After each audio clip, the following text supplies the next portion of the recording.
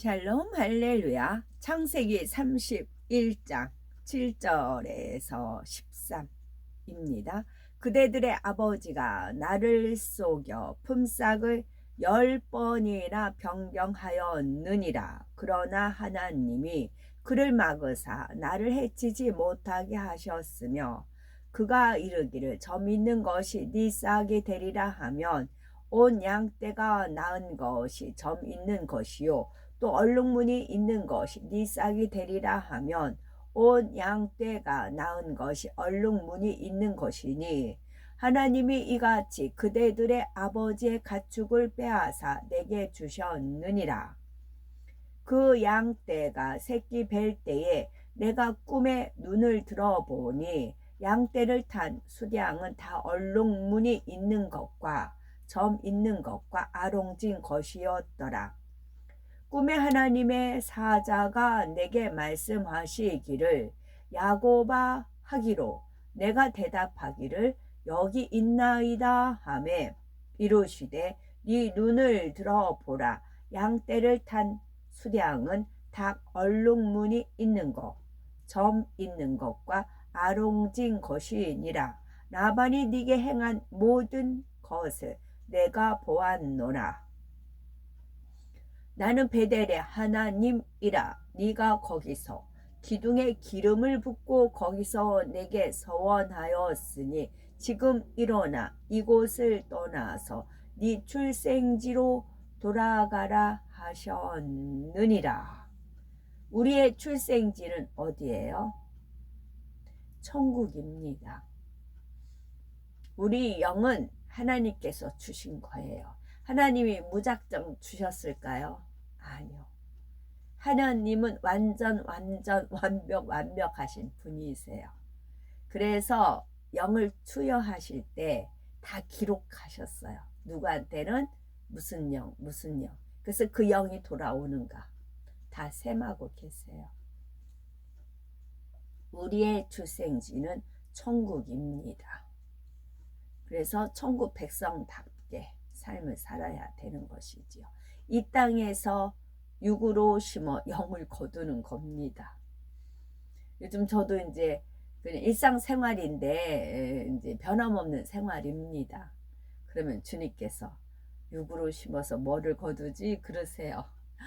맞다. 왜냐하면 추억이요.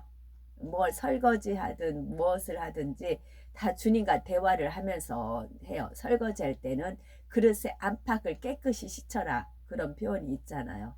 안팎을 깨끗이 씻는 그런 거 있고 또 뭐 여러 가지 집안일이든 어떤 일을 하든 간에 주님과 대화를 하면서 해요.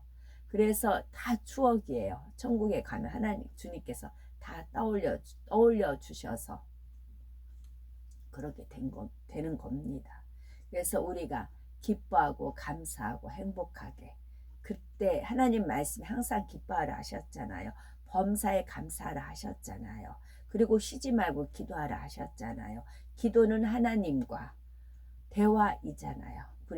그래서 우리가 일상생활 하더라도 하다못해 우리 집 대문에 나가면 이제 마당에 나무 하나가 있는데 거기서 이제 비가 오면 나뭇잎이 많이 어지러져 있어요. 그래서 이제 제가 이제 그 쓰려면 꽤 시간도 걸리고 그러더라고요. 그래서 주님께 주님 이 낙엽을 쓰려면 힘들지 않고 쉽게 쓰는 방법이 뭐 없을까요? 어느 때는 빗자루로 해도 안 돼. 그러면 일일이 집어야 되거든요. 이제 그렇게 기도하면서 낙엽을 쓸어요. 그럴 때 바람을 부는 쪽을 향해서 빗질 하니까 바람이 불어주면서 쓰레바지에 이렇게 저절로 이렇게 들어오더라고요. 바람을 막지 말고 바람 부는 쪽에서 이렇게 쓸면은 되더라. 어머, 이렇게 하면 되는 거였네요. 그러니까 바람. 그러면서 그런 것도 기뻐하고 감사하고 기도하면서 행하면 그게 육으로 심지만 영으로 일구는 겁니다. 그건 또한 지극히 작은 일에 충성했을 때 큰 것에도 충성하는 것이고요. 다음 히브리서 11장 1절입니다. 믿음은 바라는 것들의 실상이요 보이지 않는 것들의 증거니. 아멘. 창세기 27장 창세기 27장 27에서 29절이요.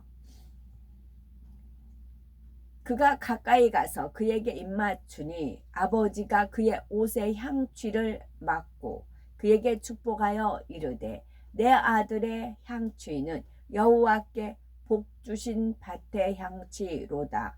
하나님은 하늘의 이슬과 땅의 기름짐이며 풍성한 곡식과 포도주를 네게 주시기를 원하노라. 만민이 너를 섬기고 열국이 네게 굴복하리니 네가 형제들의 주가 되고 네 어머니의 아들들이 네게 굴복하며 너를 저주하는 자는 저주를 받고 너를 축복하는 자는 복을 받기를 원하노라. 아멘. 창세기 30장 43절입니다.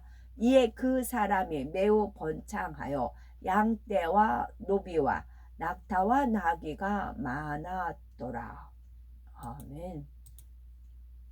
제목은 생사화복을 주관하시는 하나님입니다.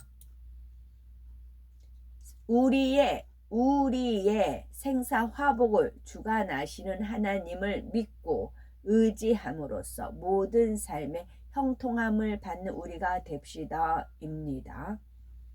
창조주 하나님께서는 우주 만물과 인류의 역사, 인간의 생사화복을 주관하시는 분이십니다. 우리가 하나님을 사랑하여 말씀대로 행하면 형통한 길로 인도하시며 축복을 내려주시지요. 하나님을 사랑하지 않고 나를 사랑하면서 하나님 말씀대로 살려면 나중에 다 드러납니다. 하나님을 사랑하여서 말씀대로 행하면은 내가 없기 때문에 어떠한 불통한 일이 있어도 감사가 나와요. 그런데 하나님을 사랑하는 것이 아니고 나 자신을 사랑해서 하나님 말씀대로 행한다고 하면요. 그 중심이 그 첫 번째가 내 자신을 사랑해서 하는 것은 나중에는 힘들어져요. 내 원대로 뜻대로 안 되면은 불평, 불만, 원망, 탄식, 하나님과 오히려 대적이 됩니다. 하나님께서 사울을 버리셨으므로 하나님이 대적이 되잖아요. 그렇게 되는 겁니다. 그래서 나 자신을 사랑하지 않고 하나님을 사랑하고 그리고 나서 이웃을 사랑하는 겁니다. 그리고 네 자신을 사랑한 것 같이 이웃을 사랑하라 하셨잖아. 하나님을 먼저 사랑하고 그 다음에는 네 자신을 사랑한 것 같이 이웃을 사랑하라. 그 순서 질서를 잡아야 됩니다. 나를 사랑하고 하나님을 사랑하고 이웃을 사랑하고 그 순번이 틀렸잖아요. 그거를 바로 잡으셔야 돼요. 우리가 속옷 겉옷 입을 때 속옷 받쳐 입고 겉옷 입잖아요. 겉옷이 멋들어진다고 해서 그것을 속에 먼저 입지 않잖아요. 그럴 때는 귀찮더라도 다 벗고 다시 시작을 하세요. 단추가 어그러졌으면 다시 풀고 지금이다. 야구선수 마지막 홈런을 치면 그게 인생 승리잖아요. 마지막 홈런을 칠 수 있다. 그래서 다시 풀고 다시 첫 잔투부터 단단히 잘 여미고 그리고 나서 다시 시작을 하세요. 안 늦었어요. 깨닫는 게 은혜고 돌이키는 게 은혜입니다. 그래서 야구요. 마지막 홈런을 치시면 됩니다. 주님이 오셔서 됐다 하시면 되는 겁니다.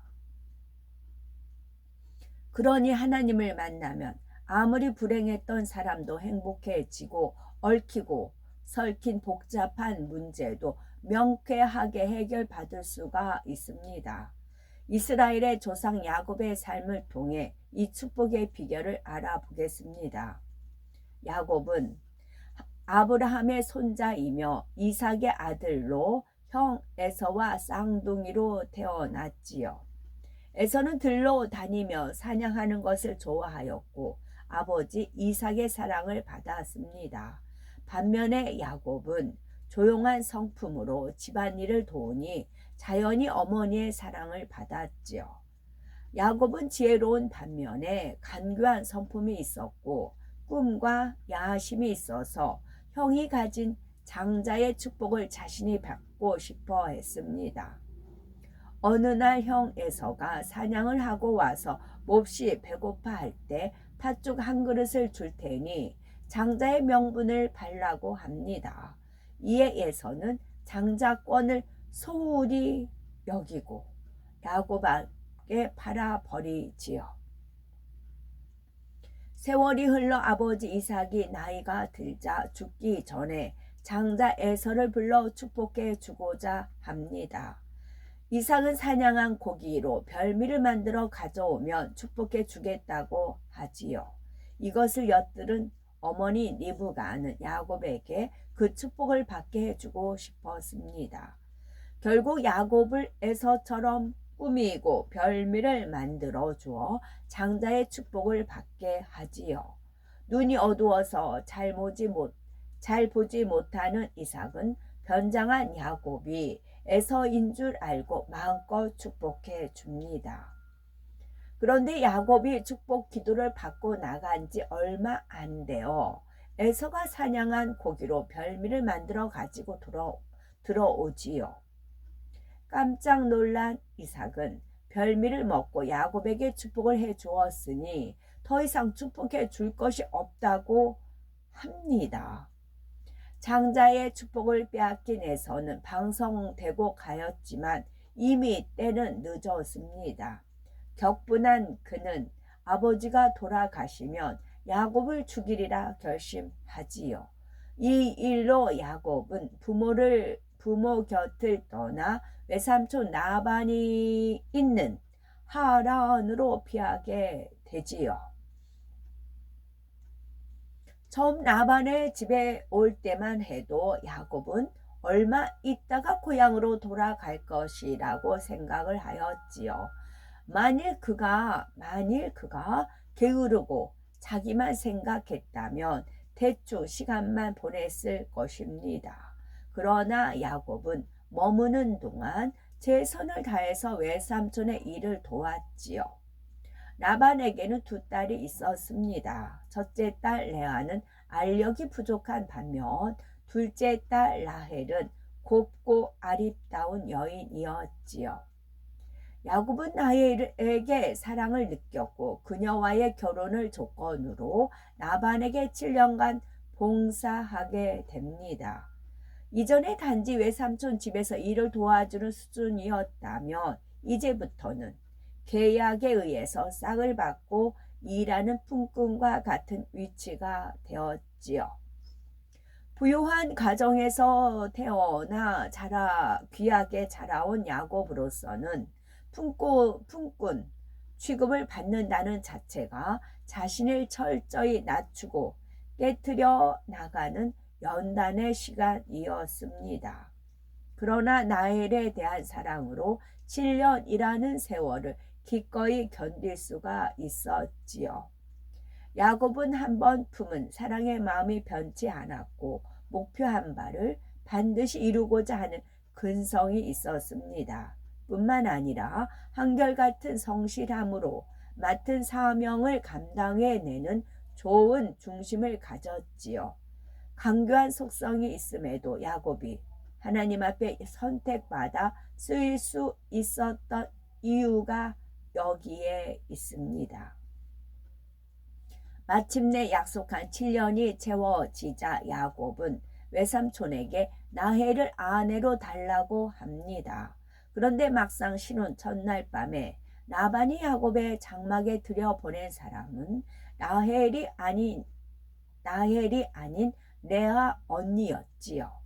야곱이 항의를 하자 라반은 형보다 아우를 먼저 주는 것은 우리 지방에서 하지 아니하는 바라 하며 7일을 더 채우면 라헬도 아내로 줄 테니 7년을 더 봉사하라고 하지요.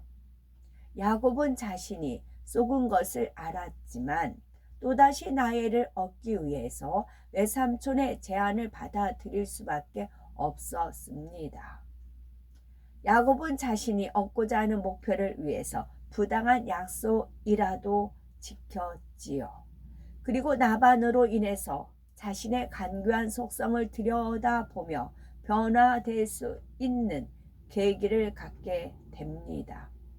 예전에 내가 장자권을 얻고자 형과 아버지를 속였더니 이제는 내가 외삼촌으로부터 철저하게 속임을 당하는구나 라고 깨닫게 된 것이지요. 라헬이 요셉을 낳은 후 야곱은 외삼촌이자 장인 라반에게 고향으로 돌아갈 뜻을 비추었습니다. 하지만 그동안의 봉사의 대가도 없이 빈손으로 돌아갈 수는 없었지요. 야곱은 라반에게 절대적으로 유리해 보이는 제안을 합니다. 즉 외삼촌의 양떼 중에서 아롱진 것과 점 있는 것, 검은 것, 그리고 염소 중에서 점 있는 것과 아롱진 것을 품삯으로 달라는 것입니다. 양이나 염소 중에서 아롱진 것, 점 있는 것, 검은 것은 드물기 때문이지요. 라반은 쾌히 승낙을 하고요. 야곱은 버드나무와 살구나무와 신풍나무 껍질을 벗겨 얼룩덜룩하게 만든 후 실한 가축들이 와서 물을 먹으며 교미하는 장소에 놔두었습니다. 가축들이 교미하는 순간에 그 무늬를 보게 하였지요. 그리고 약한 가축들이 오면 가지를 치워버렸습니다. 얼룩덜룩한 가지를 바라보며 물을 마신 튼튼한 가축들은 교미하여 아롱지거나 점이 있는 것, 검은 새끼를 낳았지요. 결과적으로 실한 가축들은 다 야곱의 것이 되고 약한 것들은 라반의 것이 되었답니다.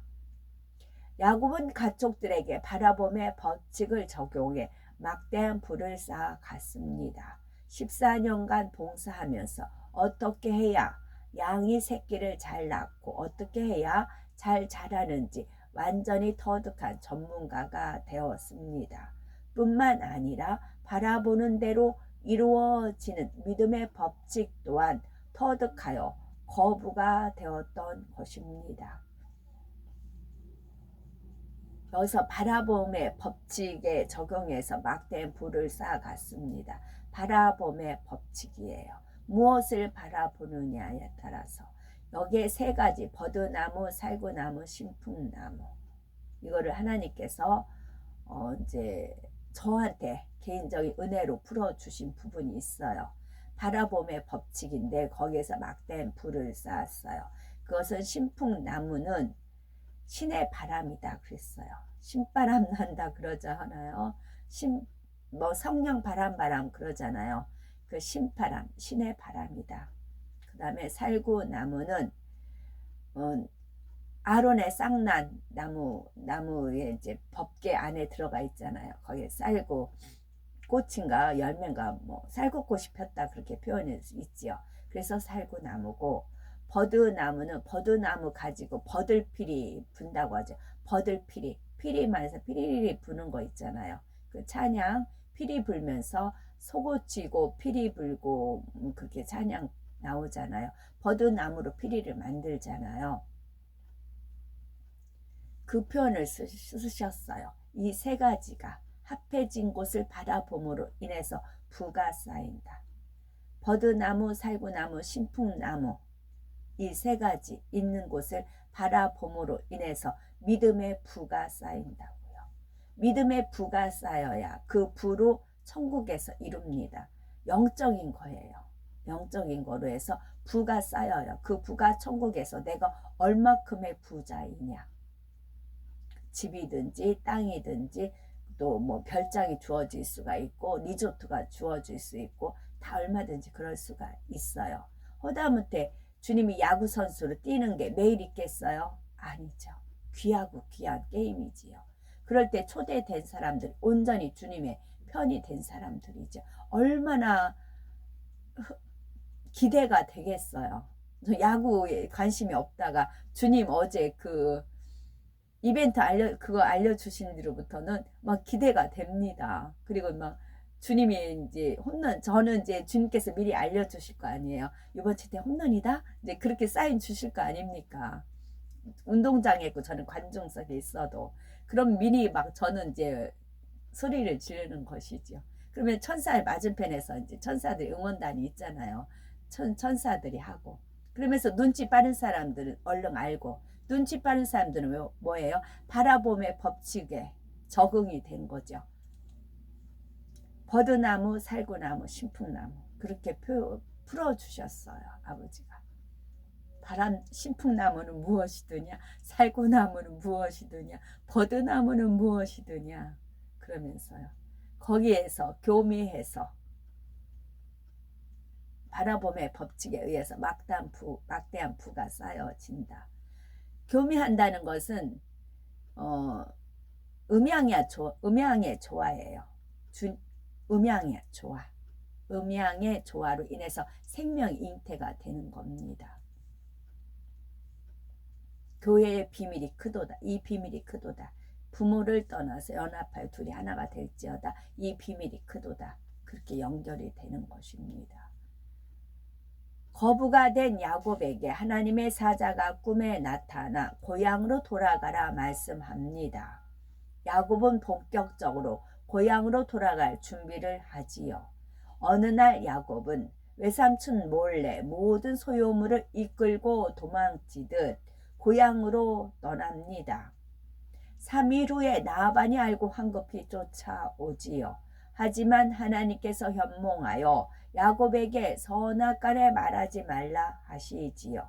이에 라반은 돌무더기를 쌓고 그것을 경계로 하여 서로 넘어가지 않겠다는 약조를 맺은 후 돌아가지요.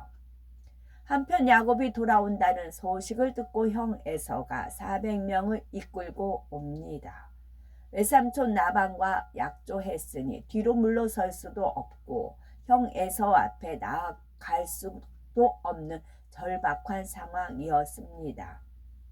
야곱은 어찌하든 형의 마음을 풀어보고자 예물을 보내지요. 어느 정도 예물이면 형의 마음을 풀 수 있을까를 계산하며 적당한 타협점을 찾고자 했지요. 그러나 자신의 방법이 전혀 통하지 않자 비로소 자신의 힘과 자신의 능력으로는 어찌할 수 없는 상황임을 깨닫게 됩니다. 야곱은 그제야 자신의 지혜와 자신의 방법을 내려놓고 그제야 생사화복을 주관하시는 하나님께만 의뢰하게 되지요. 야곱은 야복 강가에서 환도뼈가 위골되도록 밤새 천사와 씨름하여 하나님의 응답을 끌어내립니다. 환도뼈가 위골되었다는 것은 철저히 자기가 깨어졌다는 의미이지요. 야곱이 끝까지 깨트리지 않고 가지고 있었던 자기적인 생각과 자기적인 지혜와 틀, 그리고 자기적인 방법과 이론 등이 철저히 깨어졌던 것입니다. 야곱은 하나님의 응답으로 이스라엘이라는 새 이름을 받습니다. 이스라엘이라는 이름에는 하나님과 겨루어 이긴 자라는 뜻이 있지요. 이는 이삭을 통해 야곱에게 빌어주었던 장자의 축복을 이루시겠다는 것입니다. 야곱이 철저히 깨어지니 비로소 장자의 축복을 보장받은 것입니다. 또한 하나님께서 역사하시니 형 에서의 마음도 눈 녹듯이 녹아버렸습니다. 야곱은 형의 환대를 받으며 고향에 돌아와 이스라엘의 조상이 되었지요. 이처럼 자신의 생각과 지혜, 이론 등을 철저히 깨뜨리고 하나님께 맡길 때에 하나님께서 형통하게 인도하여 주십니다. 물론 하나님께서 인도하시는 대로 온전히 순종하면 야곱처럼 많은 고생을 하지 않고 범사의 형통함을 받을 수가 있지요. 하나님은 전지전능하시며 생사화복을 주관하시는 분이기 때문입니다. 아멘.